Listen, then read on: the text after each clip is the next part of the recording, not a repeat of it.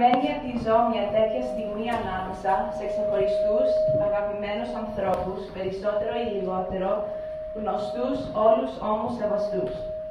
Είμαι χαρούμενη διότι θεωρώ πως δίνω με τη βράβευσή μου από ένα πατριωτικό και ιστορικό σύλλογο όπως είναι ο Γέρος του Μοριά, χαρά και ικανοποίηση σε αυτούς που με γέννησαν, με μεγαλώσαν και με φροντίζουν, τους γονείς μου Βασίλη και Μαρία.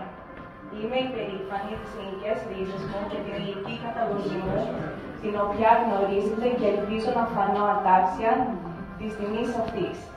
Εγώ, Ειρήνη Ταγιάντη, φιλοδοξώ να ανοίξω τα φτερά μου για μια ελληνοπρεπή ζωή, όπως θα ανοίξαν κάποτε ο αξέχαστος παππούς μου από το Λεβίδι Αρκαδίας και η πολύ αγαπημένη μου γιαγιά από την ιστορική Δημητσάνα, οι δύο από την πλευρά του πατέρα μου.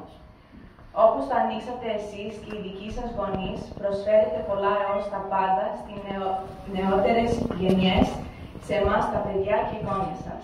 Σας ευχαριστούμε, σας ευγνωμονούμε, θα προσπαθούμε να φανούμε ατάξιοι των ελπίδων που τρέφετε για μας. Καλή χρονιά, με αγάπη, Ειρήνη.